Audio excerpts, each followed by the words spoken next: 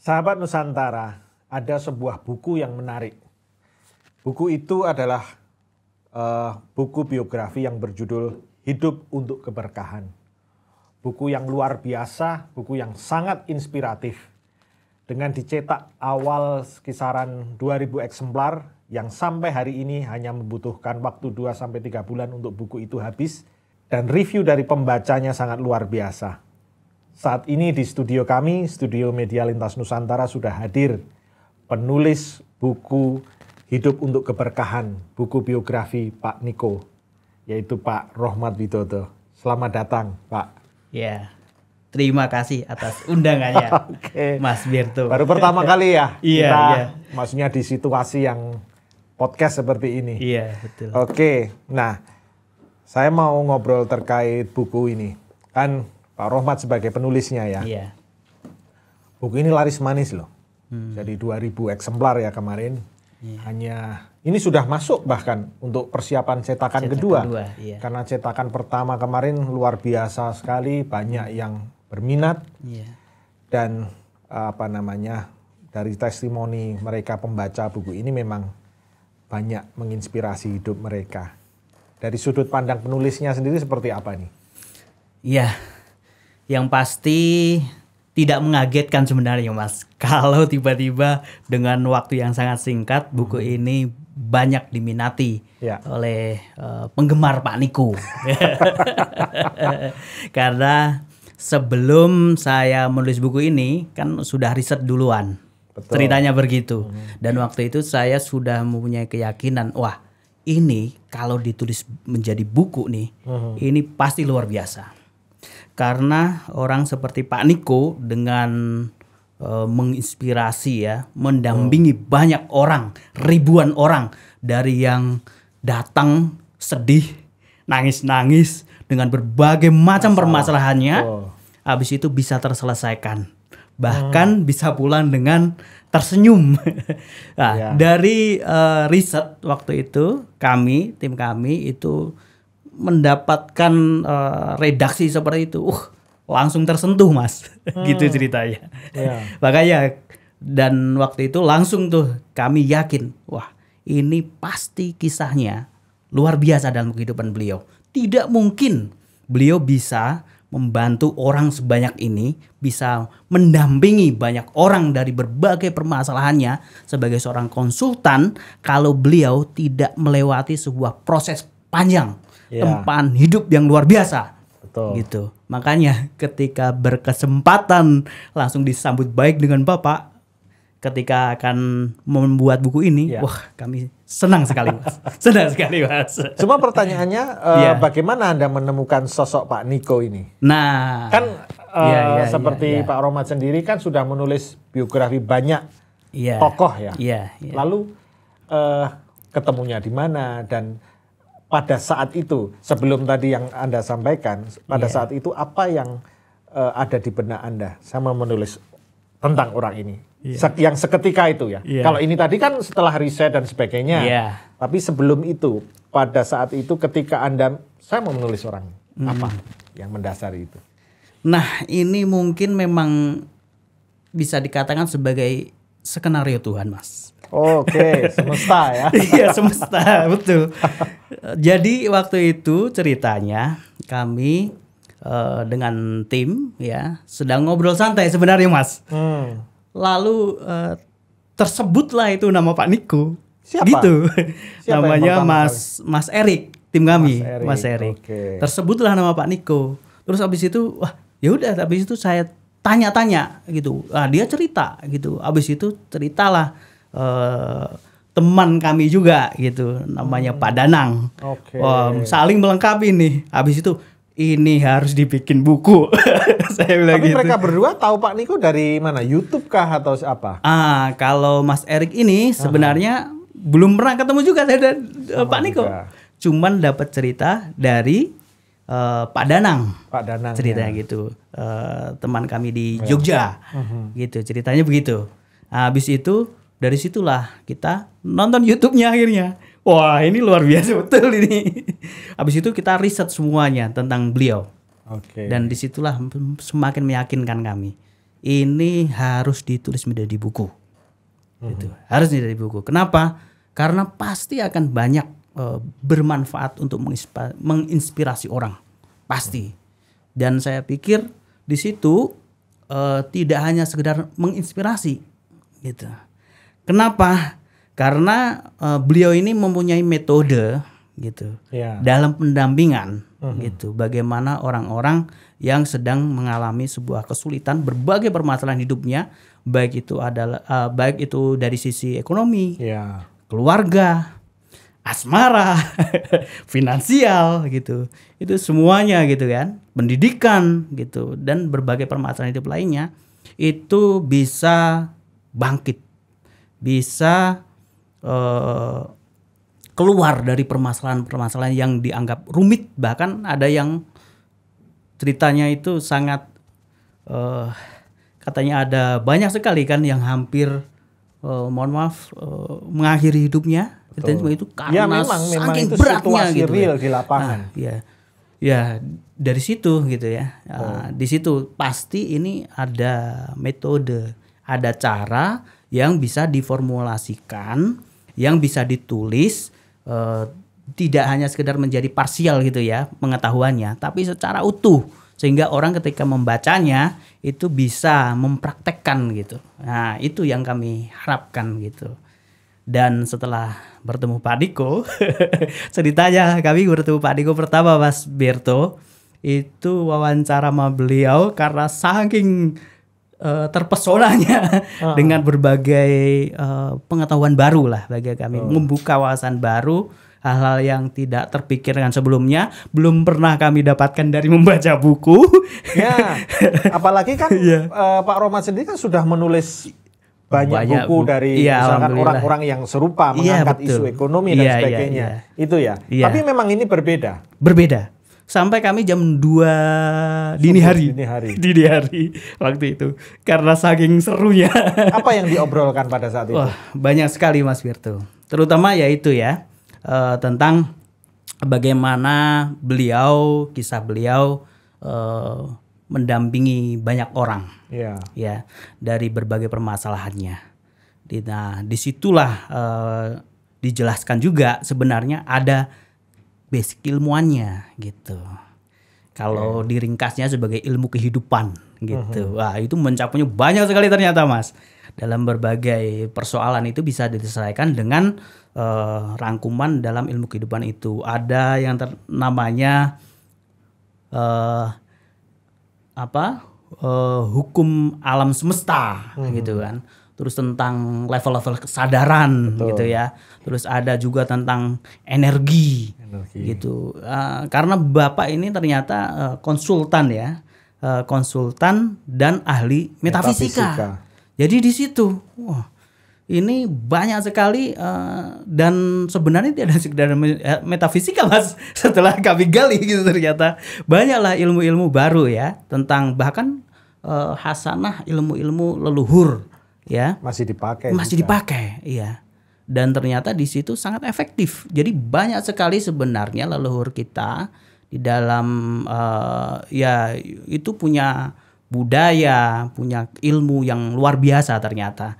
Namun tidak banyak orang saat ini yang mengenal lagi karena tidak ada yang mempelajari dan menyebarkannya lagi gitu, apalagi mempraktekannya. Nah itu di situ banyak sekali diungkap oleh Pak Niko gitu. Makanya sampai jam 2 dini hari. Jadi itu masih kurang sebenarnya. Ya, untuk kami yang di media sendiri ya yang sering bersama Pak Niko saja kadang kan kita selalu mendengarkan kelas beliau, mengikuti kemanapun beliau pergi.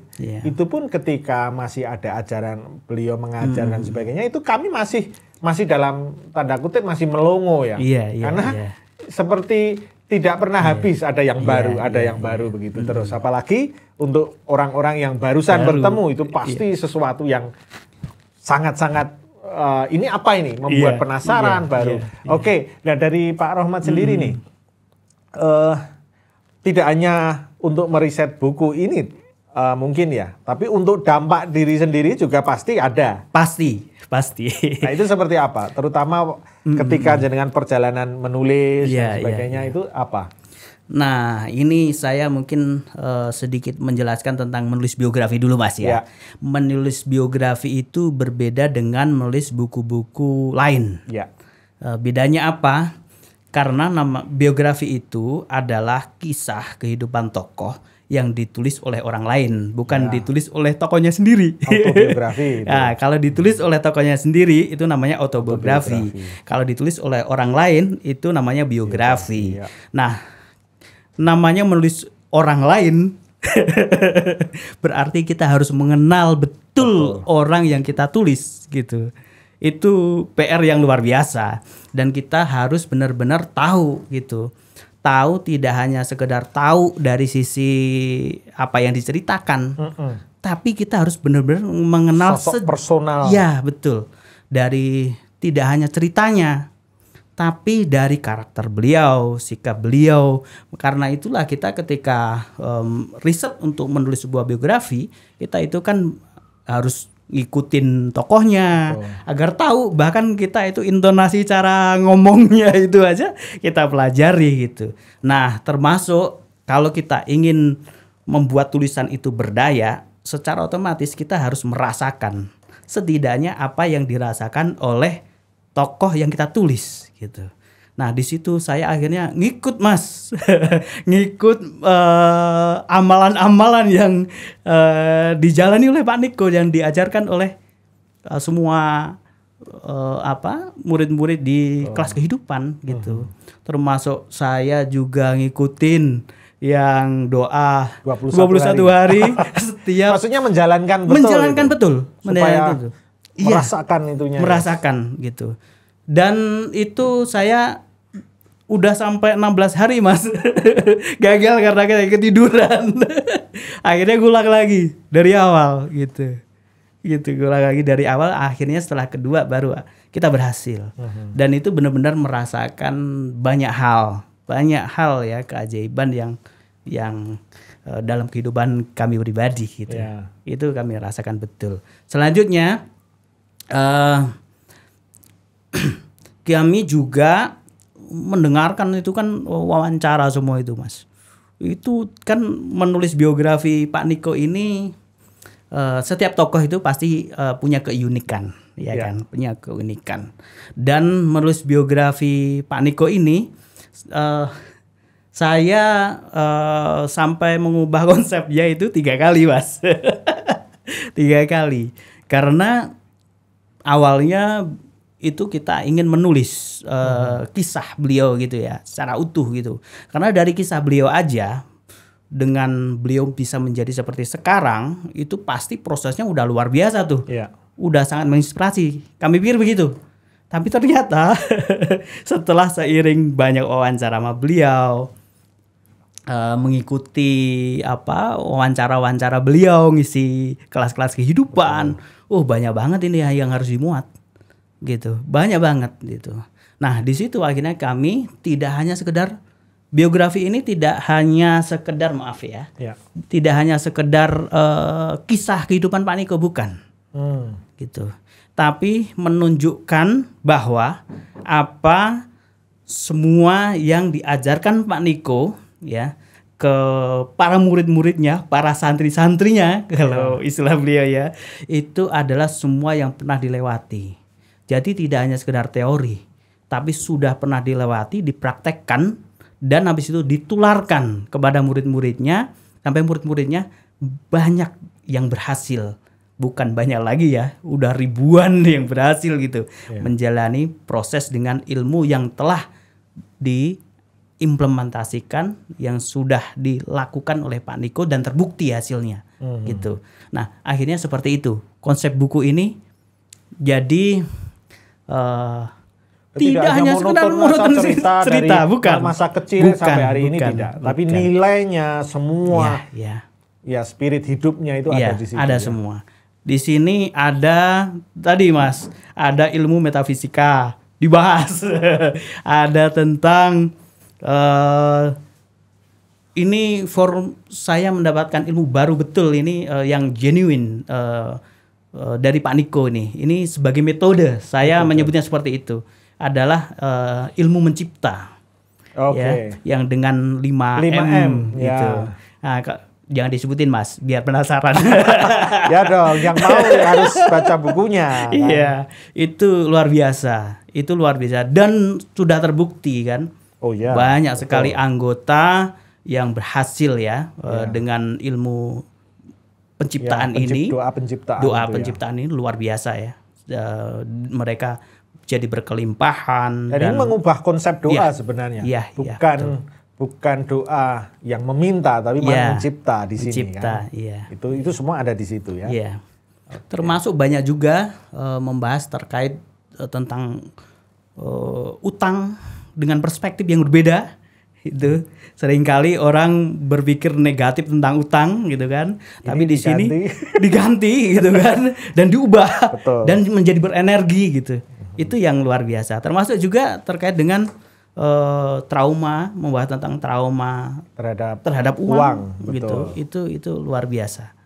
Dan saya pikir ini buku terkandung ada ilmu psikologinya, ilmu filsafatnya, ilmu kehidupannya yang pasti itu kan, ilmu pendidikan banyak sekali lah.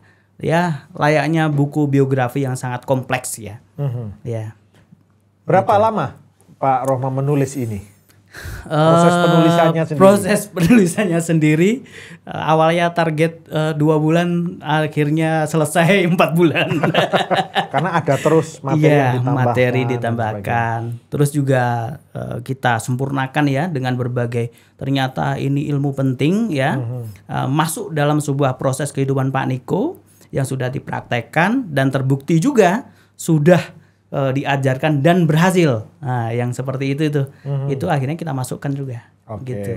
Gitu. Nah, kalau dari Pak Rohmat sendiri sebagai penulis ya, apakah ada satu bagian yang paling mengena, yang paling berkesan dan yang mengubah hidup Pak Rohmat di dalam buku ini? Itu yang mana? Enggak cuma satu sih, Mas. Hampir keseluruhan buku itu. Iya, gitu. Karena setiap hari Mas ketika menulis buku ini, setiap hari saya dengarkan rekaman. Setiap hari mendengar rekaman wawancara. Selain itu juga dari podcast dengan Pak Niko yang Mas Berto di Mas Bus Niko ya. Di situ saya dengerin semuanya sampai tidur gitu. Bawa mimpi. Sering didalangi Pak Niko. Seakan-akan kayak kita ngobrol gitu. Di situ makanya ada bagian-bagian mungkin ketika membaca gitu mengena di hati, dan saya pun merasakan getaran itu ketika menulis gitu. Tapi sebagai penulis sendiri, apa yang sudah berubah dari hidup Pak Rohmat setelah menulis ini? Setelah menulis ini, yang pasti menjadi tenang dalam hidup itu. Karena di dalam Pak Niko sendiri mengajarkan untuk melihat kehidupan dari sisi yang berbeda. Dari sisi yang berbeda. Orang kebanyakan. Menjadi penyaksi. Menjadi penyaksi. Semua baik adanya. Semua baik adanya.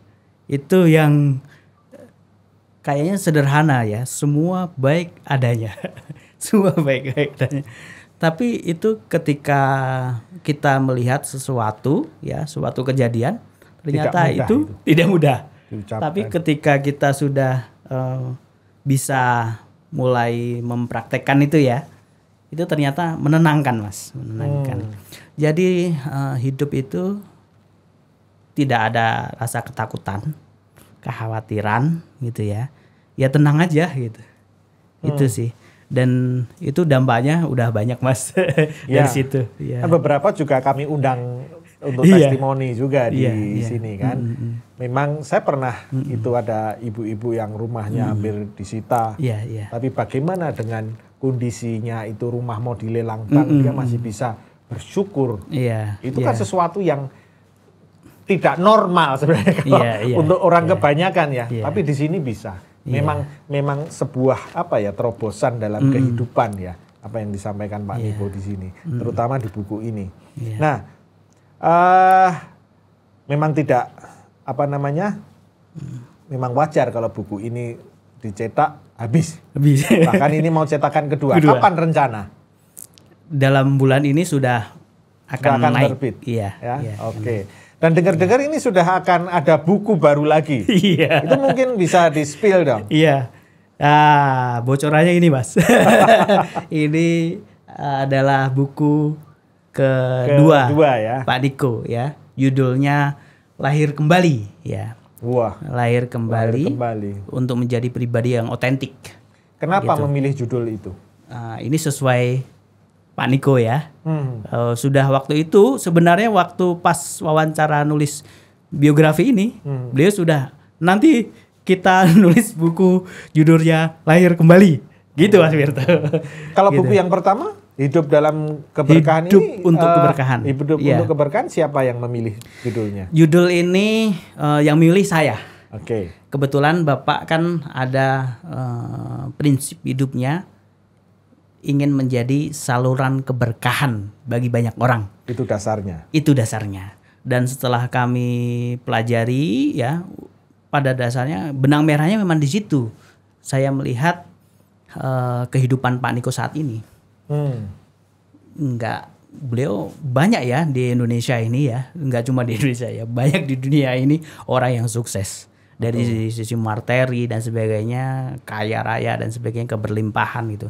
Tapi tidak semua orang kaya dengan prinsip Pak Niko. Kalau Pak Niko itu kaya bukan sekedar materi, kaya itu ya kaya hati, kaya kebijaksanaan, kaya semuanya, sehingga berbagi ke banyak orang, menjadi saluran keberkahan bagi orang banyak gitu. Makanya keberlimpahan itu ya sebenarnya. Itu sebenarnya. Bukan berlimpah uangnya. Bukan berlimpah uang. Uang itu ya, Iya. itu akan mengikuti. Iya. Tapi Iya. kita harus merasakan keberlimpahan hati dan Iya. semuanya tadi. Iya, iya. Oke. Nah, makanya kalau ingin hidupnya menjadi berkah untuk sesama, kita harus lahir kembali dulu. Lahir kembali dulu. Iya. Oke. Iya. Karena begini, ini kita spill dikit, Mas. Boleh, supaya penasaran ini untuk Lahir pemirsa. kembali ini adalah untuk proses menjadi pribadi yang otentik ya. Untuk menjadi pribadi yang otentik, menjadi yang benar-benar dirinya sendiri, diri yang sejati gitu. Nah, Apakah kita ini bukan diri yang sejati? Nah itu dia. Karena dalam proses pendampingan Pak Niko dari banyak orang yang datang dengan berbagai permasalahan itu ya, permasalahan kehidupannya, itu seringkali ternyata setelah teliti beliau bertahun-tahun, ya ada 20 tahun lebih gitu, ternyata karena terjebak mereka tidak menjadi pribadi yang otentik. Mereka hidup dalam belenggu program-program yang justru membuat mereka itu tidak berdaya gitu. Nah, Salah satunya saja mungkin boleh di-spill supaya, tapi tidak usah detail. Ya program misalnya ya, program itu kan muncul dari mana-mana. Ya. Ada yang dari keluarga, dari orang tua bahkan gitu seringkali ya. Program itu seringkali kan orang tua ketika anaknya misalnya ini ya minta uang gitu kan, jangan minta uang mulu gitu kan, nyari uang itu susah. Itu sudah tertanam. Akhirnya tertanam, itu menjadi program gitu. Akhirnya anak ya mereka memahami bahwa mencari uang itu susah, dan akhirnya dia benar-benar jadi kesusahan gitu karena berpikir bahwa mencari uang itu susah gitu. Itu sesederhananya itu gitu. Doktrin yang kita terima. Iya. Dan sebenarnya banyak sekali gitu ternyata ya. Ini yang dari orang tua. Dan belum yang lain. Bahkan sebenarnya gitu kan, saya juga baru memahami. Iya juga ya, sampai begitu waktu itu ketika diskusi dengan Pak Niko. Ada dari sebagian para kaum agamawi istilahnya dari Pak Niko itu yang mengajarkan itu sebenarnya ajaran-ajaran yang membelenggu gitu. Mereka bukan ajaran yang salah, tapi kadang-kadang penempatannya gitu kan. Ketika menyampaikan itu tidak tepat sehingga dipahami tidak tepat, dan justru itu namanya agama itu kan sesuatu yang sangat kuat ya. Betul. Diyakini dan jadikan prinsip hidup. Nah, semakin kuat ya meyakini apa yang disampaikan tidak tepat itu, ya akan semakin terbelenggu kehidupannya gitu. Itu yang pasti ini menarik. Ini memang agak sensitif ya. Tapi siapa yang mempelajari agamanya masing-masing, agama apapun ini Mas ya. Betul, agama apapun universal. Selama mereka mempelajari dengan benar gitu kan, dengan berbagai pengetahuan agama dengan baik, pasti akan tahu bahwa oh ini ya gitu. Dan awalnya saya juga kaget Mas. oh iya ternyata betul gitu. Dan benar-benar ini sesuatu perspektif yang baru ya, ilmu yang baru. Gitu. Tapi saat menulis buku terutama yang Lahir Kembali, apakah pernah ada benturan antara apa yang nilai yang Pak Rohmat sendiri punya dengan apa yang dituliskan? Nah, ini menarik ini pertanyaan. jadi begini. Ketika menulis ini, ya kebetulan banyak diskusi dengan Pak Niko. Pak Niko ini saya salut dengan beliau. Ini luar biasa. Beliau tidak hanya terpaku dengan satu agama yang dipelajari, tapi semua agama dipelajari, semua kitab suci dipelajari, gitu. Dengan demikian beliau tahu nih, gitu. Oh letak-letaknya. Oh kalau di agama A ini, oh pemahamannya seperti ini, B seperti ini, gitu kan. Nah, saya pun disadarkan dengan agama yang saya anut sendiri Mas, gitu kan. Oh iya ya yang ini. Setelah itu saya cari Mas, gitu akhirnya. Oh bener juga ya gitu. Bener kata Pak Diko. Oh ternyata beliau ada nih dalilnya sebenarnya gitu.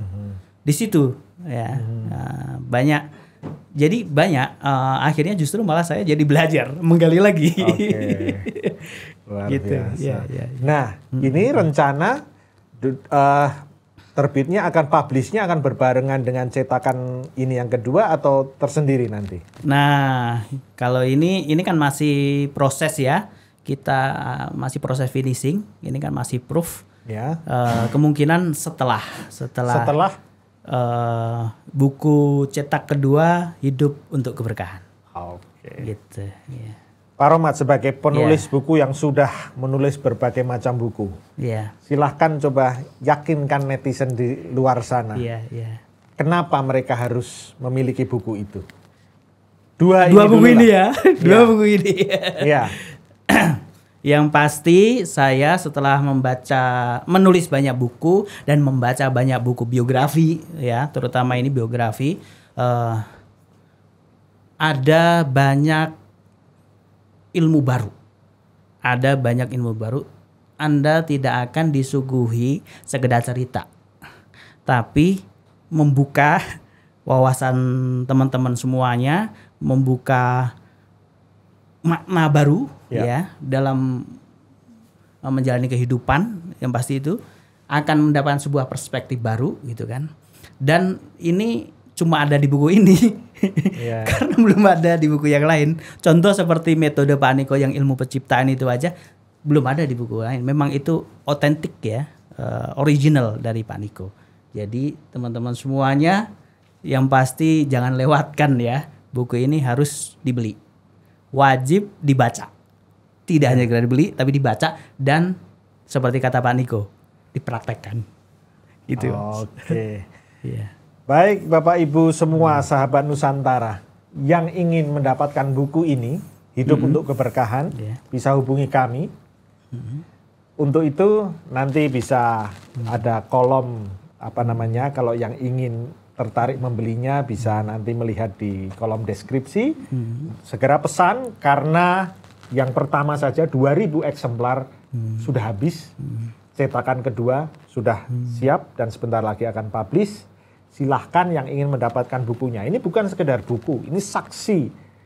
Pak Rohmatnya adalah saksi bagaimana beliau menulis buku dari orangnya langsung yang sudah membantu puluhan ribu orang dari keterpurukan menuju hidup keberlimpahan. Dari yang sebelumnya berlinang air mata menjadi mata air kebahagiaan. Tetap di Mas Bos Niko, saksikan podcast kami berikutnya. Bye. Oke.